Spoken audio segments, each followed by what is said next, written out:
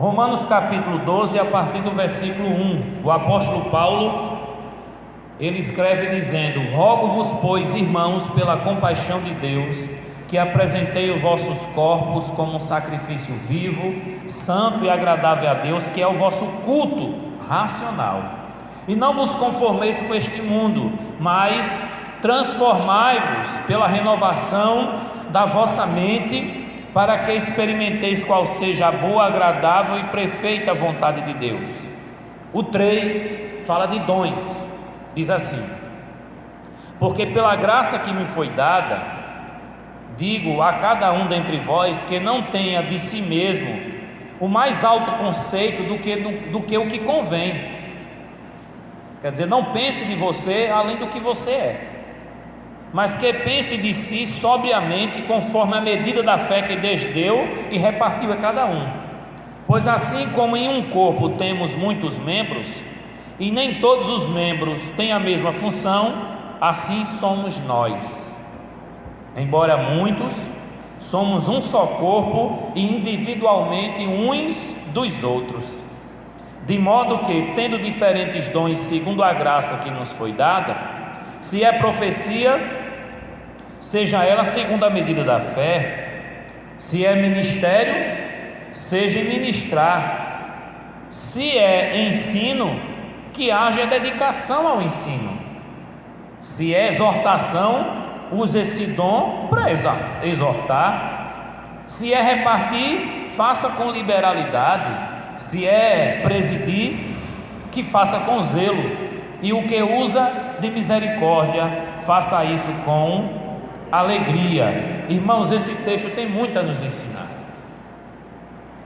O apóstolo Paulo, até o capítulo 11 de Romanos, quem já leu a carta sabe que ele faz uma exposição sobre a pecaminosidade do homem. Todos são pecadores, independente de ser judeus ou não. E ele fala sobre a justiça divina que vem através da fé. Fala da recompensa do pecado, que é a morte, mas fala do galardão da justiça que veio por um homem chamado Jesus, e da condenação que vem por um homem que é o Adão.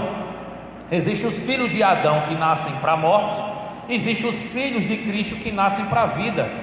E esse processo de renascimento tem que acontecer à medida em que a pessoa ouve o Evangelho. O Evangelho é o poder de Deus para a salvação, nesta carta de Romanos.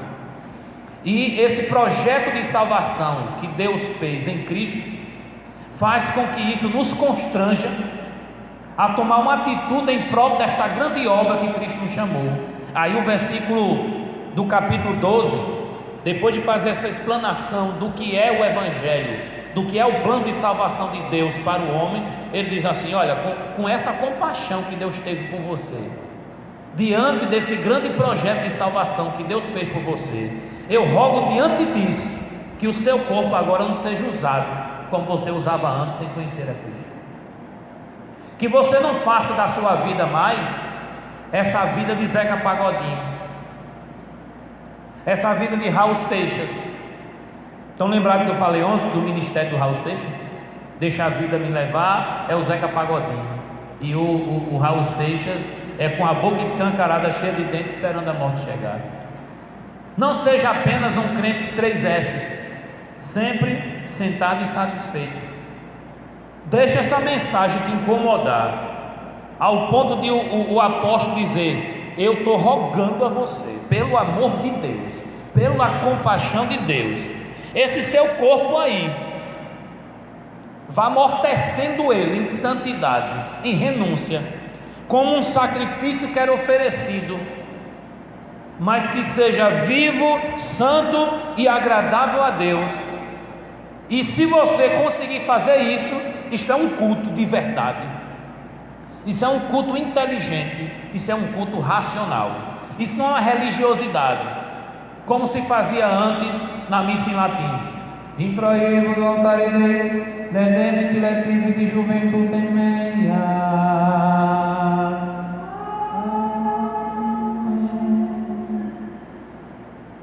Agora disse amém para quê? Disse amém para alguma coisa. E muitas igrejas que eu fui, Havia aleluia e glória a Deus quando estava se falando sobre o diabo, que veio para matar, roubar e destruir. Aleluia!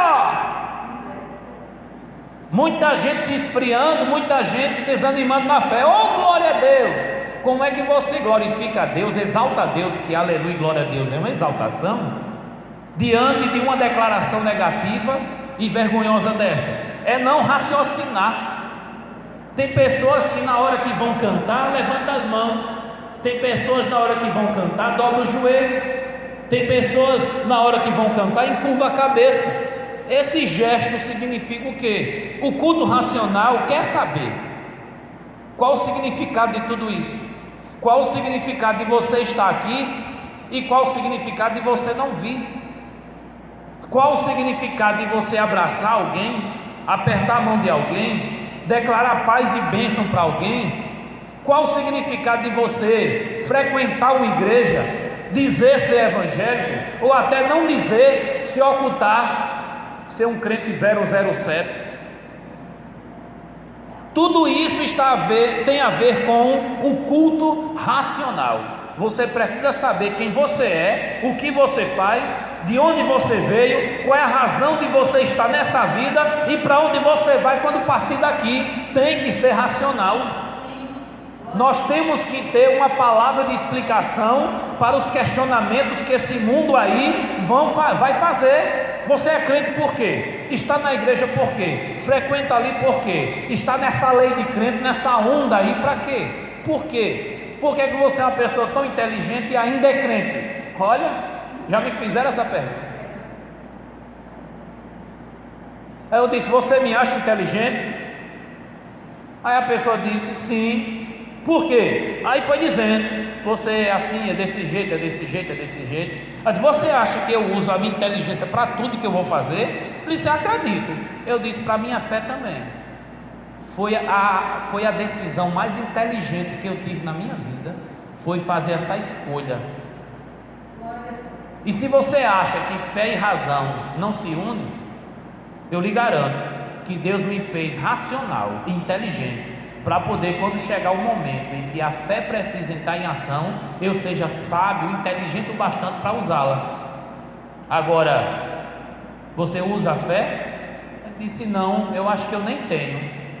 Aí eu disse: você parou para pensar sobre isso? Disse: não, eu não gosto muito de falar sobre essas coisas. Aí eu disse: tem alguém por trás disso que você não conhece, que quer deixar você manco espiritualmente, cego espiritualmente, morto espiritualmente, para que você não vença e você continua sobre o poder dele, nessa ignorância e nessa incredulidade. Então aqui, na verdade, o único inteligente sou eu. Me desculpa a humilhação que você está passando. E o cara era meu professor na universidade. Então se faz necessário que nós tenhamos essa ousadia, essa coragem de apresentar para as pessoas que o nosso culto não é de gente cega que dá um tiro no escuro. É uma decisão inteligente. Eu sei o que eu estou fazendo, quem eu sou, de onde eu vim, para onde eu vou. Eu encontrei minha identidade, minha personalidade, a razão da minha existência, o sentido da vida. Eu nasci para a glória de Deus. Enquanto eu viver, bendito será o seu nome na minha vida. O versículo 2 exige de nós: não vos conformeis com este mundo. Conformeis aqui, o texto original fala de amoldar-se. Sabe uma armação que você coloca uma caixinha e cabe bem direitinho? Você coloca uma caixa e coloca o produto dentro e encaixa assim, amoldou-se. Sabe aquela massinha que as crianças brincam de modelar? Elas criam o que elas quiserem, faz o desenho que quiserem, um animalzinho, aí faz papai, aí faz mamãe, coisa linda, né? Papai e mamãe que eles fazem, né? Aí a massa se amolda, mas o cristão não pode ser assim, se amoldar-se a esse mundo. Mas por onde eu tenho andado, eu tenho percebido que não há muita diferença entre os que servem e os que não servem, entre os que trabalham para as trevas e os que trabalham para a luz. poucos estão fazendo a diferença e Deus sempre mexendo no meu coração. Vai até esse povo, pregue, quer ouça, quer deixe de ouvir, porque casa rebelde é. E eu sempre entregando a mesma mensagem de 20 anos atrás: desperta tu que dormes, levanta-te e anda, e Cristo te esclarecerá. O mesmo inimigo que semeou joio no meio do trigo na época de Jesus está semeando hoje, porque ele tem o mesmo propósito, o diabo: matar, roubar e destruir. O inimigo de Deus, o opositor, o acusador, o maligno, Satanás, o Belial, o príncipe das trevas, ele continua agindo, e ele não brinca de ser diabo, mas tem muita gente brincando de ser crente. A Bíblia diz em Mateus que, dormindo os trabalhadores, veio um inimigo e semeou o joio no meio do trigo. Os trabalhadores estavam fazendo o quê? Dormindo. Se tivesse acordado trabalhando, vigiando o campo não teria sido invadido. Aqui na cidade tem tráfico de drogas, tem assassinato toda semana, nem toda semana, tem pior, teve ontem. Há corrupção no meio da política, há muito divórcio acontecendo, há crianças começando logo cedo a vida de prostituição, de bebedeira, de vício. Por que isso está acontecendo na sociedade? Teve uma época que os primeiros passos das pessoas da sociedade era conhecer a Bíblia e conhecer a Deus, porque tinha missionário em cada esquina, porque a igreja estava cumprindo seu papel na sociedade. Ao invés de se amoldar o mundo se amoldava à igreja, porque tinha profeta em cada esquina declarando a vontade de Deus para o povo. Mas enquanto a igreja dorme, o joio está crescendo.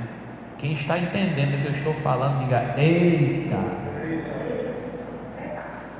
Se você é a igreja, essa mensagem é para você.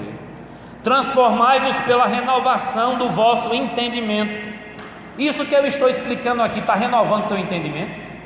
Isso que eu estou ministrando e que eu ministrei ontem está fortalecendo, robustecendo, alimentando tua alma, tua mente, teu entendimento? É tudo uma coisa só. Coração, alma, entendimento, mente, é tudo uma coisa só.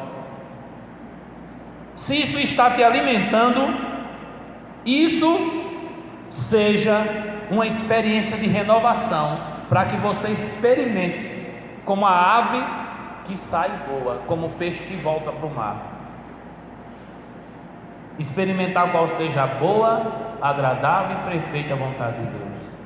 Você não encontra a vontade de Deus quando o seu salário melhora, quando você muda de carro, quando você sai do aluguel e volta e vai para uma casa própria, quando você procura muito alguém para se relacionar em casa.